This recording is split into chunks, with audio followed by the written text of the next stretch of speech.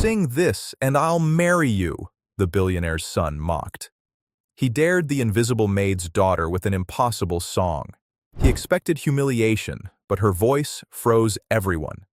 She is a ghost, cleaning the halls of an elite academy where she is an invisible scholarship student. By 5 a.m., she sings in the empty, dark auditorium. By 7 p.m., she mops the floors. Her life is a quiet cycle of service, driven by her mother's piling medical bills. Then, one word spoken out of turn shatters her silence.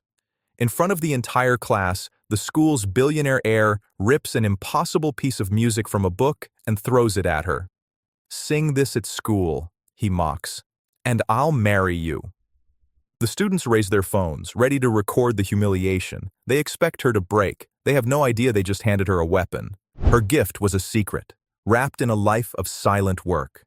But a hidden talent cannot be quiet forever. It only waits for the right moment to be heard. The insult echoed in the high, sunlit halls of Summit Ridge Academy. It was Tuesday morning, third period.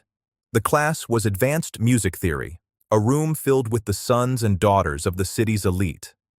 They sat in expensive, casual clothes, discussing complex compositions with an easy, careless confidence.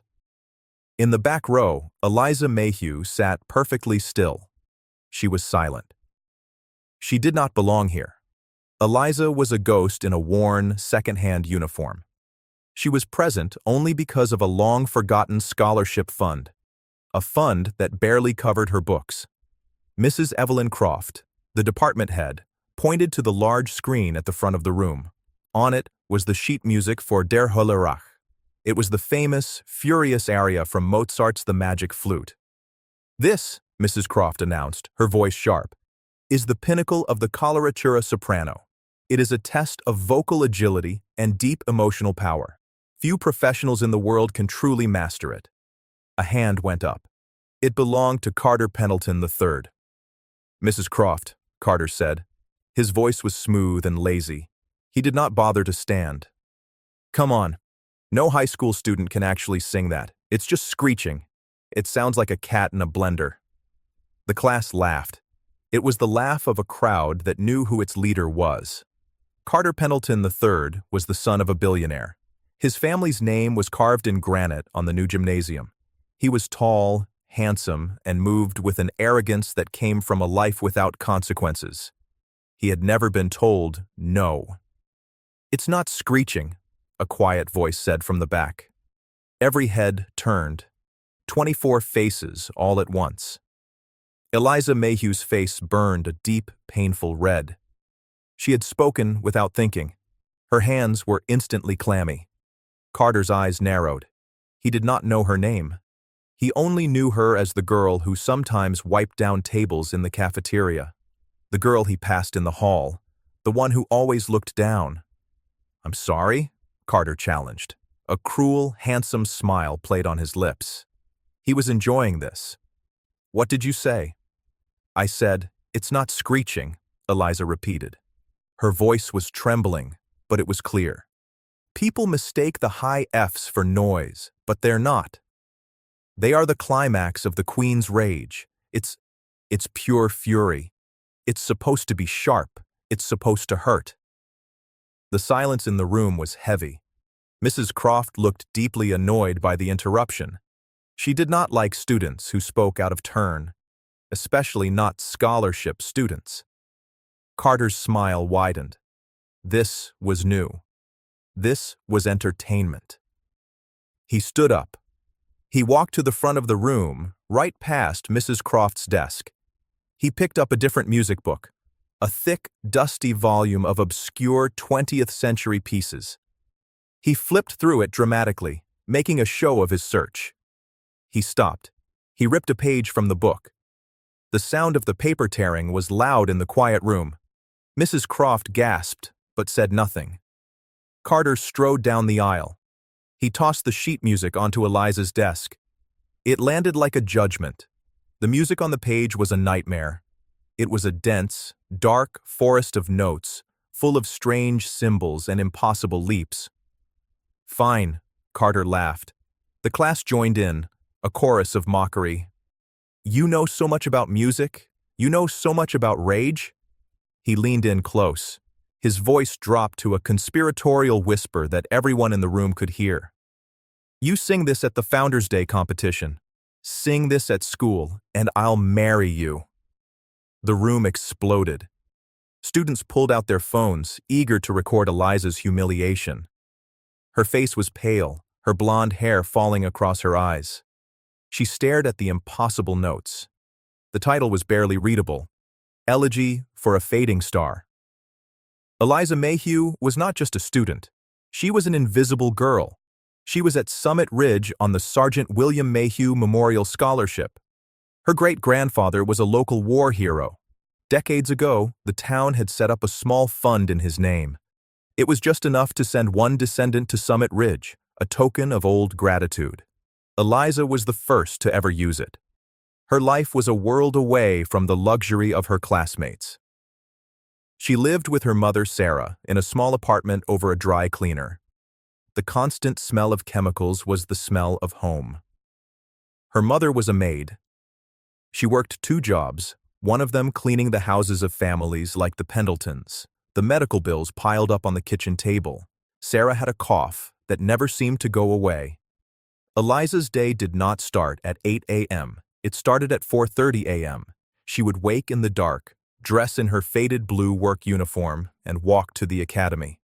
She would let herself in with a staff key. For 1 hour, from 5 a.m. to 6 a.m., the main auditorium was hers. It was empty. It was dark. The acoustics were perfect. This was her secret. This was her church. She would stand on the massive stage, a single ghost light illuminating her, and she would sing. She sang the songs her grandmother, Rose, had taught her. Her grandmother had been the one with the real talent. Grandma Rose used to sing opera while baking bread. Her voice had filled their tiny kitchen with joy and tragedy. Grandma Rose had passed away 2 years ago, but the music remained. It lived in Eliza's bones. Singing in the auditorium was the only time Eliza felt whole, the only time she felt brave, the only time she was not invisible. At 6 a.m., she would stop. She would change into her school uniform. Then she would head to the cafeteria. She would work the breakfast line, serving eggs to the same students who would ignore her in the halls. After her classes, she did not go home. She changed back into her work uniform. She mopped the floors. She scrubbed the tables. She cleaned the chalk from the boards. She stayed until 7 p.m., cleaning up the mess left by Carter Pendleton and his friends. She was a janitor, a cafeteria worker, a ghost. Carter Pendleton's life was very different. His father, Carter Sr., was a titan of industry. His world was one of expensive cars, weekend trips, and designer clothes. He was the king of Summit Ridge.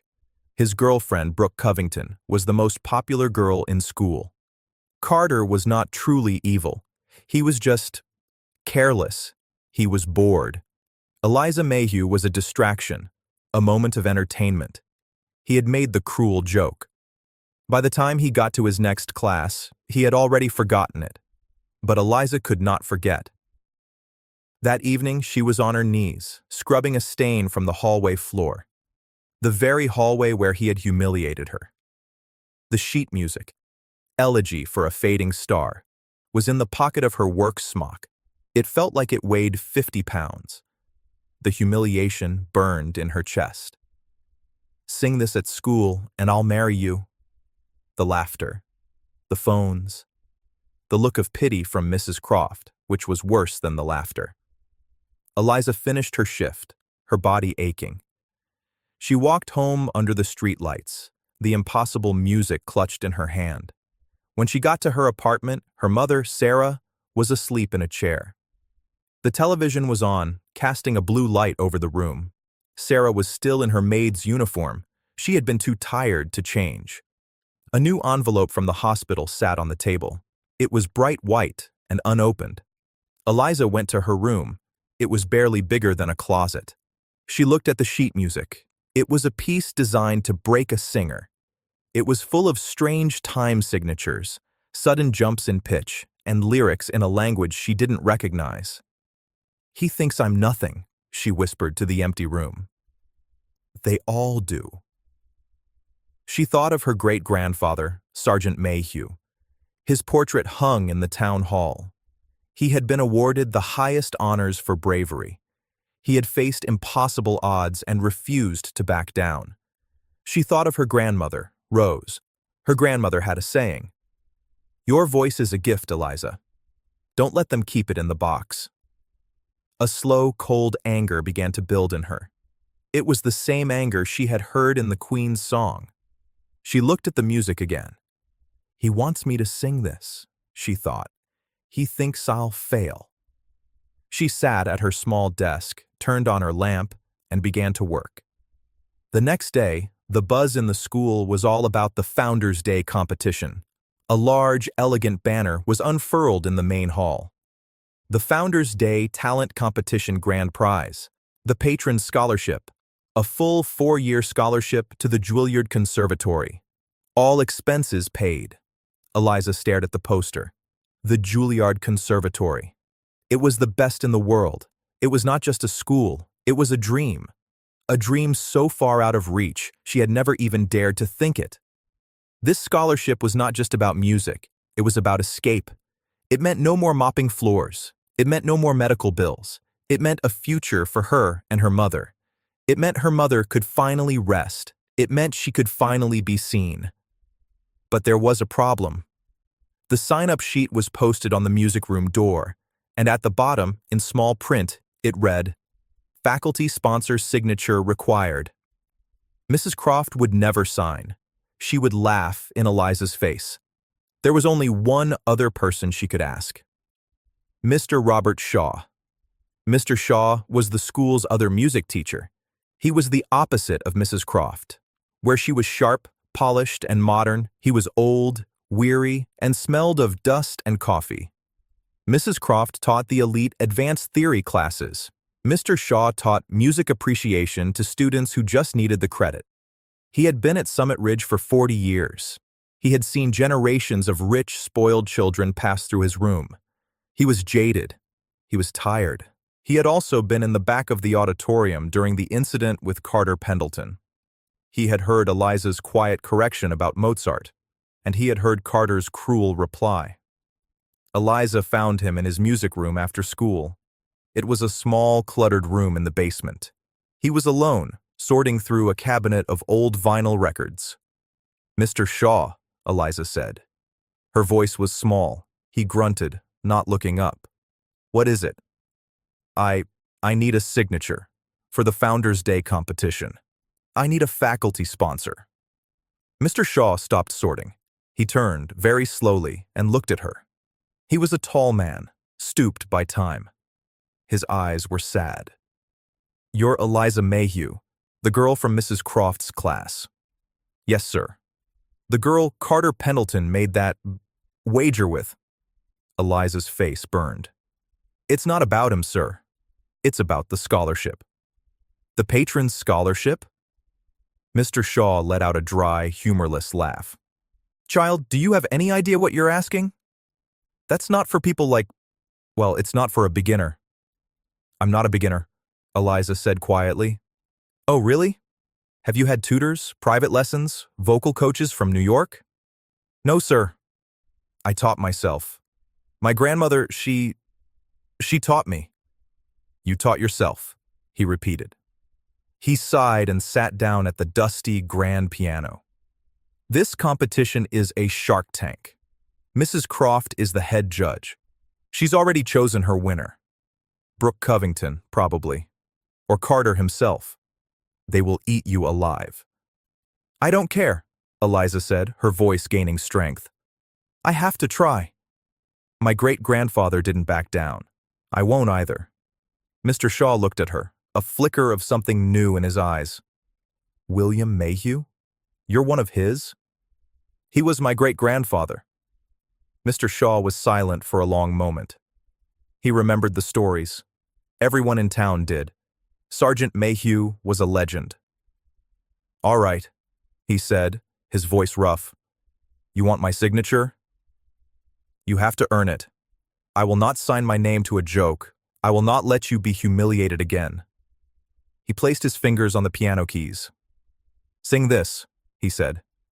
He played a simple ascending scale. Eliza took a deep breath. She centered herself. She thought of the empty auditorium at 5 a.m. She sang the scale. Mr. Shaw's hands froze on the keys. It wasn't just her pitch. It was perfect. It was her tone, her control. There was a richness, a texture to her voice that he had not heard in decades. It was raw, yes, untrained, but it was there. It was the sound of pure, undeniable talent. He played a more complex series of notes. A difficult arpeggio. She sang it back to him, flawlessly.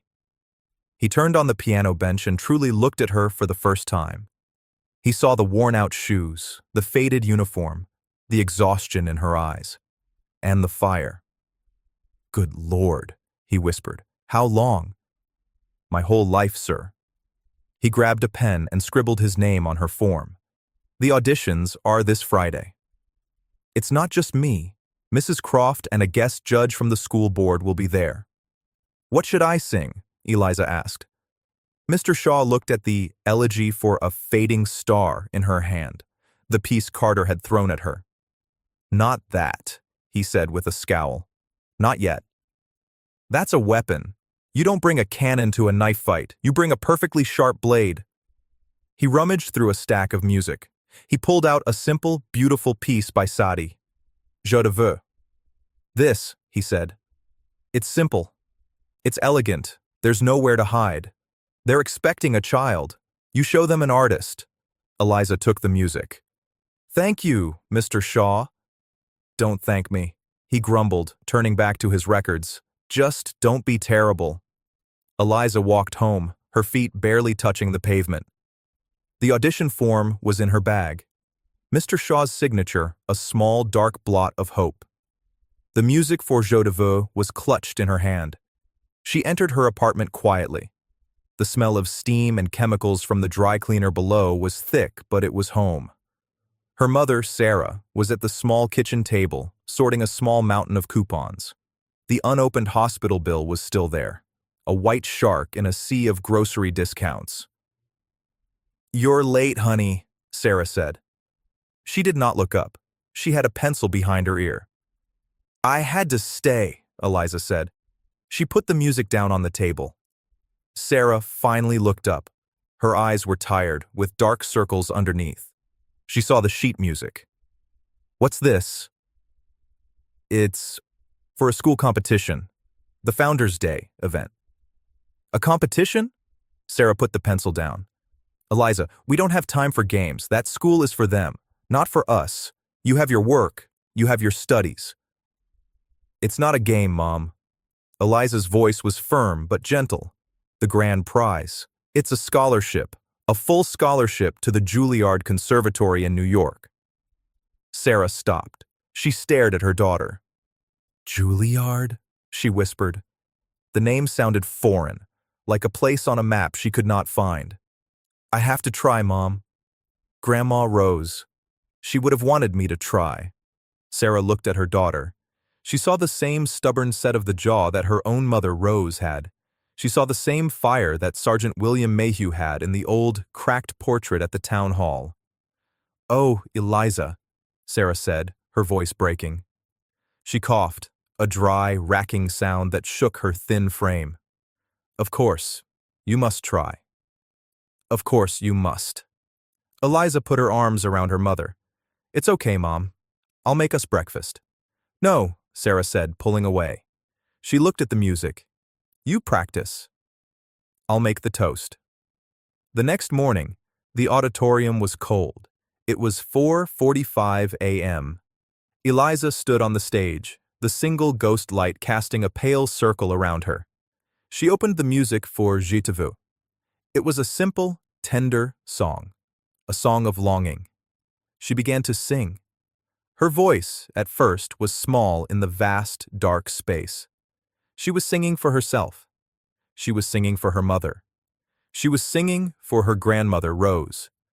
She did not know that, in the back, in the deepest shadows of the last row, Mr. Shaw was standing. He had come in early, drawn by a small, nagging hope. He listened. He closed his eyes. The song was simple. Her voice was not. It was a clear, strong bell. It had none of the artificial polish of Mrs. Croft's other students. It was something real, something pure. He had heard voices like this only twice before in his 40-year career. Both times, they were on the great stages of Europe. He slipped out before she finished, his heart pounding with a feeling he had not felt in years. It was not just hope, it was fear. He was afraid of what Mrs. Croft would do to this girl. Friday came. The auditions were held in the small, formal recital room, not the main auditorium. The room was full of nervous energy. Students in crisp, expensive clothes paced the hall, whispering to each other. They clutched leather music folios. They hummed complex, showy passages. Brooke Covington was there, holding court by the windows. She was Carter Pendleton's girlfriend. She was beautiful, blonde, and wore her privilege like a royal robe. She planned to sing a difficult, flashy Italian aria. She saw Eliza standing alone by the water fountain. Eliza was in her school uniform. It was clean, but the cuffs were frayed. "I'm surprised they let the staff audition," Brooke said loudly to her friends.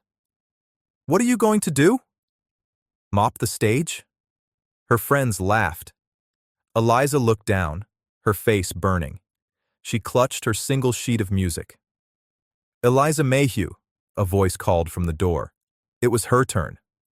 Eliza walked into the room. It was small and bright. 3 tables were arranged at the front. Mrs. Croft sat in the middle. She looked bored. Mr. Shaw sat on the left. He was staring at his pen. On the right sat Mrs. Helen Gable, a kind-looking woman with gray hair. She was from the school board. She smiled at Eliza. "Name and peace, dear," Mrs. Gable said. "Eliza Mayhew, sir, ma'am. I'll be singing Je te veux by Eric Satie." Mrs. Croft's pen clicked. "Satie? How quaint. A simple cafe song, not exactly conservatory level, is it?" "Just sing, Miss Mayhew," Mr. Shaw said, his voice a low grumble. The school's accompanist, a nervous young man, began to play the simple, rolling piano chords. Eliza took a breath. She closed her eyes. She was not in the room. She was on the dark stage at 5 a.m. She sang. The room changed. The air stilled. The accompanist's eyes went wide. He had been playing for the other students all day. They had been loud. They had been technically skilled. This was different. Eliza's voice was not loud. It was intimate. It was clear as glass. She did not just sing the notes. She told the story. She sang of wanting, of longing, of a simple, desperate human need. Mrs. Croft's pen stopped clicking. She sat up. Her eyes narrowed. This was not the mousy, invisible girl from her class. Mrs. Gable had tears in her eyes. She was thinking of her late husband. Mr. Shaw looked at the floor, a small, secret smile on his face. The song ended. The last note hung in the air, a perfect, shimmering thread. Silence. Eliza opened her eyes. She was terrified. "Well," Mrs. Croft said, clearing her throat. She was angry. This was not part of the plan. This girl had no right to be this good. "Your French is acceptable, but the piece is far too simple. It shows no real range." "I disagree, Evelyn," Mrs. Gable said. Her voice was gentle, but firm. "That was the most honest piece of music I have heard all day. Your control, Eliza, it's breathtaking." "She has talent," Mrs. Croft said, as if it were a disease. "But she is untrained. Raw. She would be torn apart in the finals." "Then we should train her," Mr. Shaw said, finally looking up. It was the first time he had spoken. "That is what a school is for, isn't it?" Mrs. Croft stared at him. It was a challenge. "She's in," Mr. Shaw said, not to Mrs. Croft, but to Eliza. "You're in the competition. The finals are in 2 weeks. Be in my office, Monday, 4 p.m. Eliza nodded, unable to speak. She almost ran from the room. She stumbled into the hall, her heart a drum against her ribs. The news was out before she even got to her cleaning shift. Carter Pendleton was in the student lounge, playing a video game on the massive screen. His friends were draped over the leather sofas. "You are not going to believe this," Brooke Covington said. She stormed into the room, her face red with anger. "Whoa! What's wrong?" Carter said, not taking his eyes off the game. "That maid," Brooke spat. "The janitor girl." "Eliza. She's in the finals." Carter paused the game. He turned. "What are you talking about?" "She sang in the auditions. Old Shaw and that Gable woman, they put her through. Evelyn Croft is furious. She's going to sing in the Founders' Day competition." Carter was silent. He was thinking. "Wait," one of his friends, Mark, said. "Eliza? Eliza, isn't that the girl?" "The one from class," Carter said slowly. "The one I—" Mark's face lit up with a cruel grin. "The one you said you'd marry." "The sing this at school girl." The lounge erupted in laughter. Carter's face darkened. His stupid, careless joke was now a public event. "And guess what she sang?" Brooke fumed. "Some stupid, simple French song. Not the monster piece you gave her. She chickened out. She's a coward and a fraud." Carter stood up. He was not laughing. He was annoyed. This girl was making him look stupid. "So she's in," he said, grabbing his backpack. "Good. Let her be. It'll be even more fun to watch her crash." "Where are you going?" Brooke demanded. "Music room," Carter said. "I'm in this competition too, remember?" "I actually have to go practice." He left. He was not just annoyed. He was something else. He couldn't put his finger on it. He thought of the girl in the class, the way she had looked at him. Not with fear, but with nothing. Like he was not even there. And then, her quiet voice. "It's not screeching." He had never been corrected before. Monday afternoon, Eliza knocked on the door of Mr. Shaw's basement office. "Come in," he grunted. The room was a mess of music scores, dusty instruments, and old coffee cups. Mr. Shaw was sitting at the piano. "You were good on Friday," he said. "Good enough." "Thank you, Mr. Shaw." "Don't thank me." "You embarrassed Mrs. Croft. She does not like being embarrassed. She will be coming for you in the finals." I don't understand." "The finals are not just a talent show, Eliza. They are a political fight. Mrs. Croft wants her student, Brooke, to win. It makes her department look good. You are a problem. You are an unpolished, unknown problem." "What do I do?" "You stop being unpolished," he said. He pointed to the piano. "You have 2 weeks. We are going to work. 4 a.m. in the auditorium for vocals. 4 p.m. in here for theory.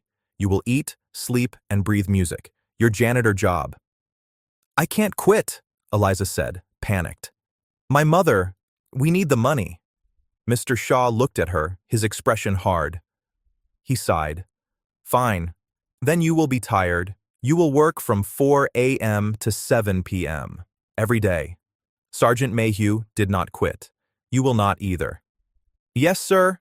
He tapped a stack of music on the piano. "Vocal exercises, scales, breathing techniques. We are going to rebuild you from the ground up." Eliza nodded, her eyes fixed on the music. "One more thing," Mr. Shaw said. He reached under a pile of papers and pulled out a single, torn page. It was the Elegy for a Fading Star, the piece Carter had thrown at her. "Where did you get this?" Eliza whispered. "I found it in the trash bin outside the music room last week," Mr. Shaw said, his eyes cold. "I assume you threw it away." "It's impossible," she said. "The language, the notes. The language is Hungarian," Mr. Shaw said.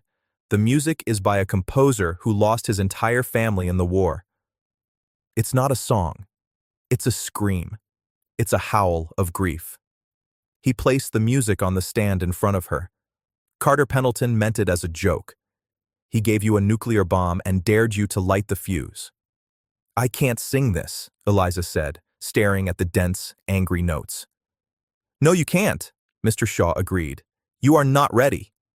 Your voice would be shredded by the second page. You don't have the technique, and you don't have the rage. I have the rage, Eliza said, so quietly he almost missed it. Mr. Shaw looked at her. He saw the fire again, banked low. Good, he said. We'll do the sati for the competition. It's safe, it's beautiful. You will win the scholarship with that. He tapped the elegy with one long finger. But we will practice this. We will practice this in secret. We will practice this for you, not for them, not for the scholarship. We will practice this for your grandmother. For my grandmother? Yes, Mr. Shaw said. Talent like yours is a gift from God, Eliza. But it is also a responsibility. You are responsible for every note. This is the work. And so, the work began. The next 2 weeks were a blur. Eliza Mayhew's life became a sharp, repeating pattern of exhaustion and music. Her alarm clock buzzed at 4 a.m. The air in her small room was cold and dark. She would dress in layers, pull on her stocking cap, and walk through the silent sleeping town to the academy. At 4:30 a.m., Mr. Shaw would be waiting at the auditorium door. He was always there first, a large thermos of black coffee in his hand. Good morning, Miss Mayhew, he would grumble. Let's see if you still have a voice. The work was not glorious. It was not like the movies. It was hard, repetitive, and often boring. It was breathing. Breathe from your diaphragm, he would shout from the back row. Not your chest! I want to see the note, not hear it. Support it. Pretend you are Sergeant Mayhew holding up a collapsing bridge. It was posture. Your spine is a column of steel. The music rests on top of it. Do not slouch. Slouching is for amateurs. It was scales, endless scales, up and down, over and over, pushing her range by 1/2 step at a time. He was strengthening her voice, turning it from a beautiful, raw instrument into a refined, powerful tool. Again, and again, Miss Mayhew. The note must be your servant, not your master. At 6:30 a.m., he would nod. That will do. Go serve the eggs. She would run to the locker room, change into her cafeteria uniform, and work the breakfast line. She watched Carter Pendleton and Brooke Covington walk by, laughing, grabbing bacon without making eye contact. Then, a full day of classes. She was a good student, but she found her mind drifting from calculus to musical theory. At 3:30 p.m., her last class ended. She did not go to the basement. She went to the janitor's closet.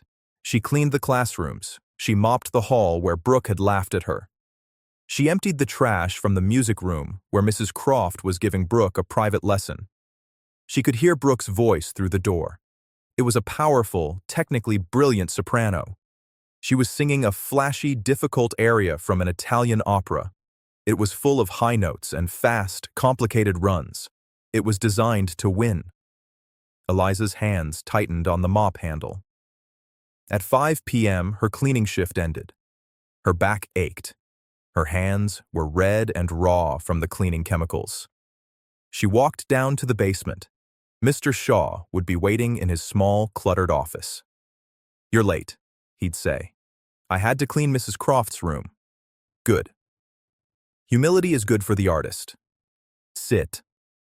This was the other lesson. This was not about the sati song. He did not even let her practice it. The sati is a lullaby, he said. You can sing that in your sleep. This is where you learn. He would put the elegy for a fading star on the piano. At first it was a disaster. The music was a dark, tangled forest. The Hungarian lyrics felt like stones in her mouth. The notes were unpredictable. They jumped from a low growl to a high, piercing wail. I can't, she said, her voice cracking, on the third day. It's too much. It hurts. Of course it hurts, Mr. Shaw snapped. He was not a kind teacher. He was a demanding one. The man who wrote this had just lost his home, his wife, and his child. He wrote this, and then he never wrote music again. Do you think it is supposed to be pretty? You are not singing notes, Eliza. You are singing the sound of a life ending. He pointed to her. You told me you had the rage. I don't see it. I see a polite girl trying not to make a mistake. I am trying, Eliza said, her frustration boiling over. Trying is not good enough. What do you know of rage? Of loss? What makes you angry, Eliza Mayhew? What? He pushed. That you have to work? That you have no money? That your mother is sick? That those children upstairs treat you like furniture? Please, stop. That they laugh at you? Mr. Shaw stood up, his voice rising. That Carter Pendleton, a boy with a $10,000 watch and a $2 soul, dared you to sing this? He thinks you are a joke. He thinks your life is a joke. I hate him! Eliza screamed. The words tore out of her throat. The room was suddenly silent. The single bare bulb on the ceiling hummed. Eliza was breathing hard. She was shaking. Mr. Shaw sat down. He was calm. Good, he said quietly. The human voice is just a box of air. It is the emotion that makes it an instrument. Now, let's look at the second page. Eliza looked at the music. The notes were not just notes anymore. They were words she had been too afraid to say. She took a breath. She sang. It was not a song. It was a controlled scream. It was the sound of the medical bills on the table. It was the sound of Brooke's laughter. It was the sound of her mother coughing in the next room. It was the most honest, powerful sound she had ever made. She got through the first 2 pages before her voice gave out. She was sweating. She was crying. Mr. Shaw handed her a glass of water. His hands were steady. Now, he said, we know you can. We will do this every day. We will build your strength. You will control this fire. You will not let it control you. This is our secret. This is for you. Yes, sir, she whispered. She stumbled home that night after 7 p.m. The apartment was dark, except for the blue light of the television. Sarah, her mother, was asleep in her chair. She was still in her maid uniform. Eliza went to wake her, to tell her to go to bed. She saw an envelope on the table. It was from the hospital. It was bright red. Final notice. Eliza's blood ran cold. She picked it up. She tore it open. The amount listed inside made her feel dizzy. It was an impossible number. It was more money than their apartment, their car, everything they had ever owned. Mom? Eliza whispered, shaking her mother's shoulder. Sarah woke up with a gasp, her hand flying to her chest. Eliza? Honey? What time is it? Mom, Eliza said, holding up the letter. Why didn't you tell me? Sarah looked at the letter and her face crumpled. The strong, proud woman who had raised Eliza was gone. In her place was a terrified, sick woman. I didn't want to worry you, Sarah cried, her voice a dry whisper. Not with your competition. I thought I could... I don't know. I thought I could ask for more time. More time? Eliza said. Mom, this is... I know, Sarah said. They said if we don't pay something, they won't continue the treatments. Eliza stared at the red letter. This was not about a scholarship anymore. This was not about Juilliard. This was about her mother's life. The Juilliard Scholarship. The Patron Scholarship. It came with a cash prize for educational and living expenses. A prize large enough to cover this bill. This was no longer a competition. It was a rescue. Go to bed, Mom, Eliza said. Her voice was calm. It was a strange, cold calm. I will handle this. Honey, how? We can't. I will handle it, Eliza repeated. You just rest. You just have to rest. She helped her mother to bed. She closed the door. She went to the kitchen and looked at the red letter. She thought of the elegy for a fading star. She thought of the rage Mr. Shaw had demanded. It was here. It was cold and bright and pure. The next day, the school was buzzing. It was the day of the Founders' Day final competition. The auditorium was filling up. Parents in expensive suits and jewelry found their seats. Students were dressed in their best. The entire school board was there. In the front row sat Carter Pendleton Sr., a hard, imposing man. Backstage, it was chaos. Brooke Covington was warming up in a corner, her personal vocal coach beside her. She was wearing a stunning, custom-made red dress. She looked like a professional. Carter Pendleton was pacing in the hall, looking annoyed. He was also competing, playing a brutally difficult piano piece. He kept looking at his phone.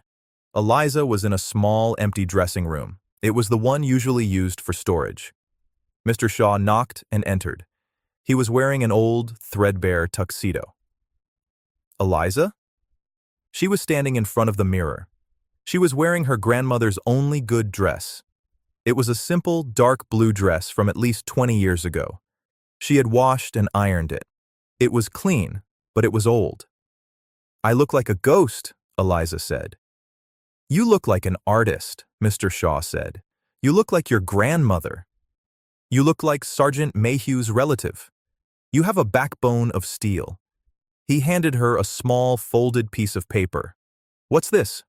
"My notes," he said. "Remember, breathe, support, tell the story. The song is Je te veux. It is a song of longing. Sing it to them. Make them remember what it is to want something." "I can do this," she said. "I know you can." He paused. "Are you nervous?" "Yes," she said. "I'm terrified." "Good. Nerves are energy. Use it. Don't let it use you." He turned to leave. "Mr. Shaw," he stopped. "Thank you."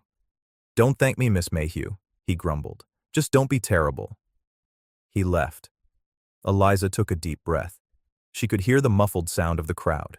She could hear Mrs. Croft acting as the master of ceremonies, introducing the first act. Eliza walked out to the hallway backstage. Carter Pendleton was there, leaning against the wall.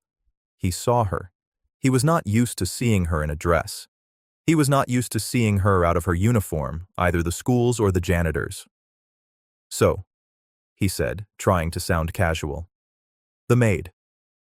You're actually going through with this." Eliza looked at him.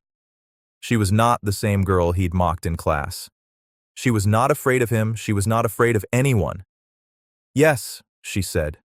"I am." Carter was taken aback by her calm. He had expected her to be a wreck. "That song you're singing," he said. "The Sadie. It's a simple piece. You're not going to win against Brooke with a simple song." "It's not about winning against Brooke," Eliza said. "Then what's it about?" Eliza thought of the red letter on her kitchen table. It's just something I have to do." Carter looked at her. He saw the dark circles under her eyes. He saw the strength in her jaw. The prickle of guilt he had felt before was now a sharp, uncomfortable jab. "That joke I made," he said, his voice suddenly low. "In class. About marrying you." "I remember," Eliza said. Her voice was cold. "It was stupid. I was bored. It doesn't matter, Carter," she said. "It does," he said, and he was surprised at his own intensity. "Brooke, she's been telling everyone. They're all waiting. They're waiting to see you sing the elegy. They think this is all a big joke." Eliza's eyes narrowed. "What?" "Brooke told everyone that the Marry Me joke was about the Sadie song, that I dared you to sing that simple song, and if you did, you were just trying to get my attention." Eliza felt the blood drain from her face. Brooke had twisted it. She had turned Eliza's one chance into a pathetic, desperate grab for a rich boy's attention. "They're not laughing at me, Eliza," Carter said. "They're laughing at you."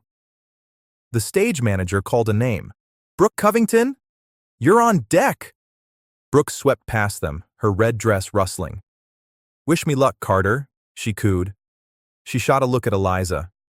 "Try not to get mop water on the stage, dear." Brookie walked out. Eliza was left in the hallway. The cold rage from the basement was back. Carter saw the look on her face. "Eliza?" "I'm sorry." "Eliza Mayhew," the stage manager called. You're next. Eliza looked at Carter. You want to hear the elegy for a fading star? She whispered. You have no idea what you're asking for. She turned and walked toward the stage, leaving him alone in the hall. Brooke Covington swept onto the stage to a wave of applause. The red dress shimmered. She looked every bit the star. She was singing a modern, furiously complex piece, chosen by Mrs. Croft to highlight her technical precision. It was full of fast, staccato notes and jarring leaps. Brooke was a flawless machine. She hit every note. Her pitch was perfect. Her timing was robotic. It was a brilliant performance. It was also completely empty. There was no heart. It was just a series of difficult sounds. She finished, striking a dramatic pose. The crowd, made up of her parents' friends, erupted in loud, polite applause. Mrs. Croft, at the judges' table, was beaming. Brooke curtsied and walked off stage, gliding past Eliza. Good luck, Brooke whispered, her voice full of ice. Try not to bore them to death with that antique lullaby. And now, Mrs. Croft's voice boomed, our final contestant, Miss Eliza Mayhew. She will be singing Je te veux. Her tone was dismissive. Eliza walked out. The change was immediate. After the glittering red dress, Eliza's simple dark blue dress made her look like a shadow. She looked small and plain. A murmur went through the crowd. This was the janitor girl? The one Carter Pendleton had joked about? Eliza walked to the center of the stage. She did not look at the crowd or the judges. The accompanist began the gentle, rolling chords of the Sadie song. Eliza took a breath. She thought of her mother's face, the red letter, Brooke's cruel whisper, Carter's words. They're laughing at you. The music was soft. Eliza sang the first note. But something was wrong. Her voice was thin. It was shaking. She was terrified. The weight of the hospital bill, the exhaustion, the humiliation, it was all crashing down on her. Breathe, she heard Mr. Shaw's voice in her head. Tell the story. She tried the second line, but her voice cracked. A tiny, audible break. In the audience, Brooke's friends began to snicker. Mrs. Croft, at the judges' table, leaned over to the school board member and whispered something, a small, triumphant smile on her face. Eliza was failing. She looked out, her eyes blurred with panic. She saw Carter in the third row, his face pale. He wasn't laughing. He looked ashamed. She saw Mr. Shaw in the back, standing by the door. He was staring at the floor. His shoulders slumped. Defeated. He had believed in her, and she was letting him down. That single thought cut through the panic. Number. I will not. The accompanist was playing more softly, trying to help her. Eliza held up one hand. The pianist stopped playing. The auditorium went dead silent. 1,000 people held their breath. Eliza had stopped the show. Mrs. Croft started to rise. Miss Mayhew, is there a... I'm sorry, Eliza said. Her voice was quiet but clear, and it carried. I can't sing this song. A gasp went through the crowd. This was the final humiliation. Brooke, in the wings, smiled. I can't sing this song, Eliza repeated, her voice stronger. Not because I don't know it, but because it's not the truth. Mrs. Croft was furious. Miss Mayhew, you will sing your chosen piece, or you will be disqualified. Then I am disqualified, Eliza said. She turned, but not to leave. She walked to the accompanist. She bent and whispered something. He looked at her, his eyes wide with shock. He shook his head. I don't have the music for that. I can't. It's okay, Eliza whispered. I don't need it. She walked back to the center of the stage. She was no longer a ghost. She was a soldier. Mrs. Croft, Eliza said, her voice like steel. Mr. Pendleton. She looked directly at Carter. A few weeks ago, Mr. Pendleton made a joke. He gave me a piece of music. He dared me to sing it. He told me if I sang it at school, he would marry me. The crowd erupted. The whispers were a roar. Carter sank in his seat, his face burning. Carter Sr., in the front row, turned and stared at his son with ice in his eyes. "It was a joke," Eliza continued, her voice cutting through the noise. "A cruel joke. He and his friends and all of you thought a girl like me, a girl who mops your floors, could never sing it. You thought I was a joke." She took a deep, shuddering breath. She was perfectly, terribly still. "He was right," she said. "It is an impossible piece of music. It's called Elegy for a Fading Star. It's about rage and loss and grief." She closed her eyes. "And it is the only song I have left to sing." And then she sang, a cappella, with no music, nothing but her voice in the silent auditorium. It was not the sati. It was not pretty. It was a low, guttural note, a sound that seemed to come from the earth. It was the elegy. The first sound was so shocking, so full of pain, that people in the front row flinched. Mrs. Croft's face went white. This was not music. This was a violation. Mr. Shaw, in the back, stood up, his hand gripping the doorframe. His eyes were wide. He had told her she wasn't ready. Eliza sang of the lost home. Her voice was not a clear bell. It was a raw, powerful, wounded thing. It was her mother's cough. It was the red hospital letter. It was every time she had been ignored or laughed at. She was not just singing the notes. She was the notes. She reached the first impossible leap, the part Mr. Shaw had said would shred her. Eliza's voice did not just hit the note. It attacked it. It was a controlled, perfect scream. A note of such pure, focused rage that it seemed to shake the lights. The accompanist, forgotten at his piano, was crying. In the third row, Carter Pendleton was rigid. This was his fault. This creature on the stage, this thing of fire and sound. He had created her. He had given her the weapon. And now, she was using it to burn the world down. Eliza's voice built. She was in the heart of the piece, the part that was just a dense, dark forest of grief. Her voice broke, but it broke on purpose.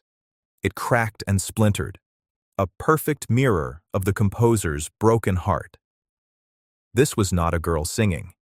This was a woman breaking, and it was the most beautiful, terrifying thing anyone in that room had ever seen.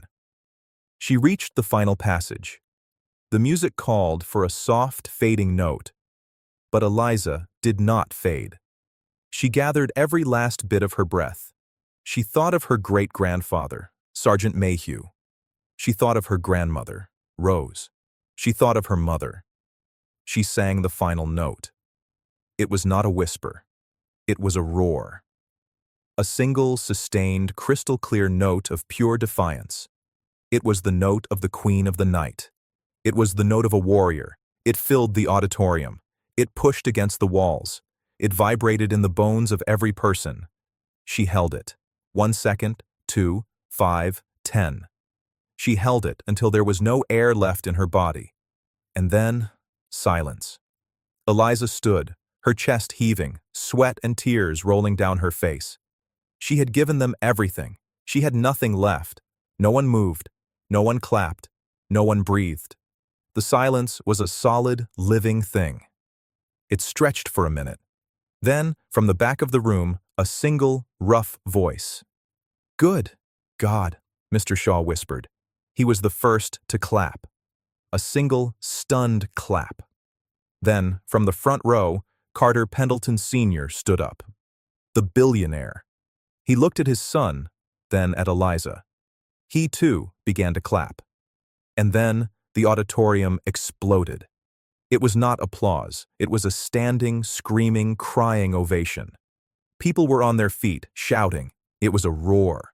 Eliza Mayhew just stood there and let it wash over her. Mrs. Croft was frozen, her face a mask of disbelief. The school board member was crying. Carter Pendleton III was still in his seat. He was not clapping. He was staring at the stage, his world completely tilted off its axis. He had made a joke, and she had turned it into a masterpiece. 1 week later, the small apartment above the dry cleaner was full of boxes. The red hospital bill was on the table. Stamped across it, in big black letters, were 2 words: paid in full. The Founders' Day competition had been a disaster for the judges. After Eliza's performance, there was no choice. The elegy was all that mattered. The patron's scholarship was hers. The Juilliard Conservatory. The cash prize had arrived in her mother's bank account 2 days later. "Eliza, are you ready?" Her mother, Sarah, called. Sarah's voice was different. The cough was still there, but the sound was lighter. It was the sound of hope. "Almost, Mom." Eliza was packing the last of her grandmother's things. She picked up a small framed photo of Rose. There was a knock on the open apartment door. Eliza turned. Carter Pendleton was standing there. He was not in his designer clothes. He was in simple jeans and a t-shirt. He looked smaller. "Hi," he said. He was holding a small, awkward-looking envelope. "Hi," Eliza said. She did not smile. She was waiting. "My father," Carter said. He grounded me for the next year. He took my car, my phone, my credit cards." "I'm sorry to hear that," Eliza said. "No, don't be," Carter said, looking at his shoes. "It's the first smart thing he's ever done.